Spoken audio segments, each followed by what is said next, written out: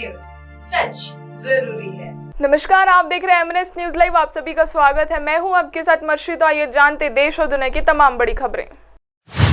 घुटने की चोट से परेशान ममता बनर्जी, डॉक्टरों ने 10 दिन आराम करने की सलाह दी। जून में विदेश यात्रा के दौरान लगी थी चोट। दरअसल पश्चिम बंगाल की मुख्यमंत्री ममता बनर्जी को डॉक्टरों ने 10 दिन आराम करने की सलाह दी है। स्पेन और दुबई के बाद 12 दिवसीय दौरे से लौटने के बाद वे इलाज के लिए कोलकाता से सरकारी अस्पताल SSKM पहुंची। यहां के एक अधिकारी ने बताया कि उनके घुटनों को लेकर जांच की गई, इसके बाद ही उन्हें रेस्ट करने की सलाह दी गई। दरअसल ममता बनर्जी को जून में विदेश यात्रा के दौरान बाएं घुटने में चोट लग गई थी। इसी के बाद से उन्हें घुटने में लगातार परेशानी आ रही थी। ममता बनर्जी को 27 जून को विदेश यात्रा के दौरान बाएं घुटने में चोट लगी थी। इसी घुटने में उन्हें इस साल की शुरुआत में हेलीकॉप्टर से उतरते समय भी चोट लग गई थी।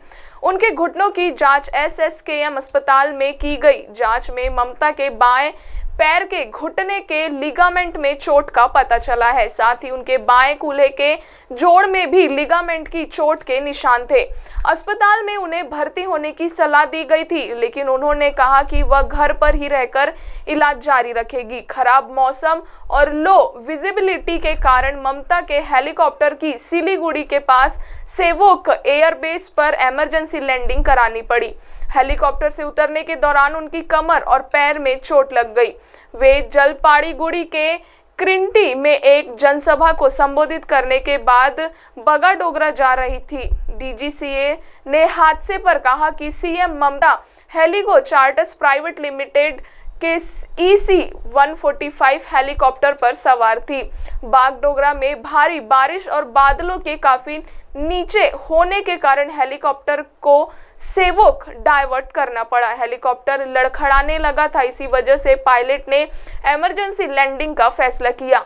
सेवोक में सेना का हेलीकॉप्टर बेस है, वहां हेलीकॉप्टर की लैंडिंग हुई। यह प्रिकॉशनरी लैंडिंग थी। इस घटना के बाद ममता सड़क से बागडोगरा हवाई अड्डे तक पहुंची और वहां से प्लेन से कोलकाता पहुंची। इसके पहले 10 मार्च 2021 को ममता बनर्जी नंदीग्राम में विधानसभा चुनाव के लिए नामांकन दाखिल करने के दौरान घायल हुई थी। ममता के पैर में चोट लग गई थी। इसके बाद उन्हें कोलकाता के SKM हॉस्पिटल में 3 दिन तक एडमिट रहना पड़ा था। डॉक्टरों ने उनके पैर पर प्लास्टर चढ़ाया था। इसके बाद ममता ने व्हील चेयर पर बैठकर ही विधानसभा चुनाव प्रचार किया था। नजर डालते हैं एक और खबर पर। राहुल को ओवैसी की चुनौती, हैदराबाद से चुनाव लड़कर दिखाए। AIMIM चीफ बोले, वायनाड छोड़िए, शेरवानी काली टोपी वाले से मुकाबला करिए। दरअसल AIMIM चीफ असदुद्दीन ओवैसी ने कांग्रेस सांसद राहुल गांधी को अपने खिलाफ हैदराबाद सीट से लोकसभा चुनाव लड़ने की चुनौती दी है। रविवार को हैदराबाद में एक जनसभा को संबोधित करते हुए उन्होंने कहा, वायनाड छोड़िए, शेरवानी काली टोपी वाले से मुकाबला करिए।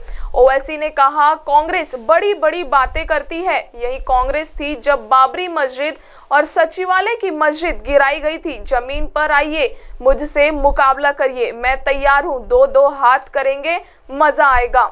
दरअसल 16 और 17 सितंबर को कांग्रेस की वर्किंग कमेटी की बैठक के दौरान राहुल ने ओवैसी पर भाजपा का साथ देने का आरोप लगाया था। राहुल ने कहा, तेलंगाना में कांग्रेस सिर्फ भारत राष्ट्र समिति BRS नहीं, भाजपा और AIMIM के खिलाफ भी चुनाव लड़ रही है।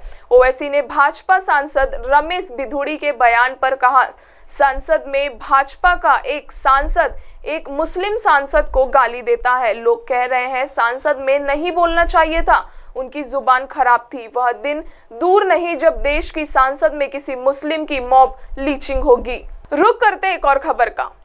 एक माह में दूसरी बार छत्तीसगढ़ पहुंचे राहुल गांधी, CM भूपेश ने किया स्वागत। रायपुर में नेताओं से करेंगे चर्चा, फिर कार से जाएंगे बिलासपुर।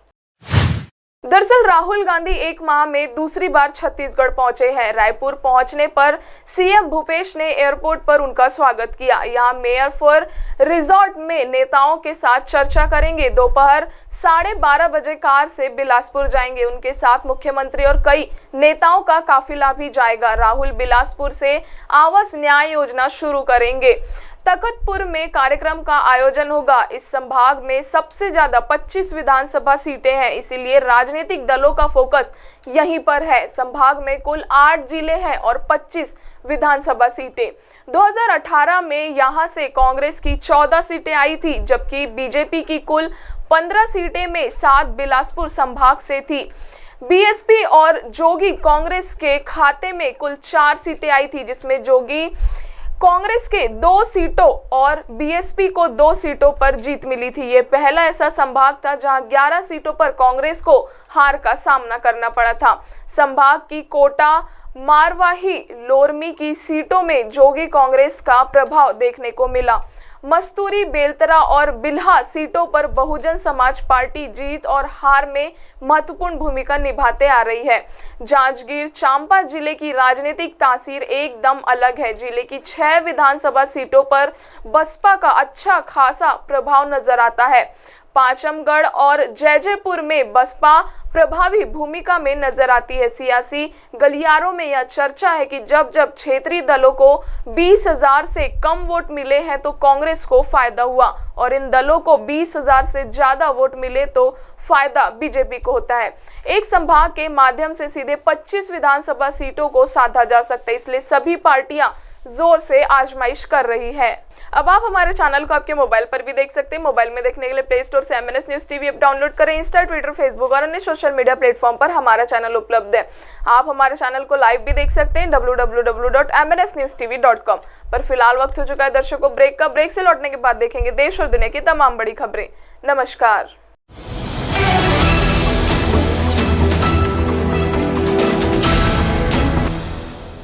ये है MNS न्यूज नेटवर्क और आप देख रहे हैं MNS न्यूज।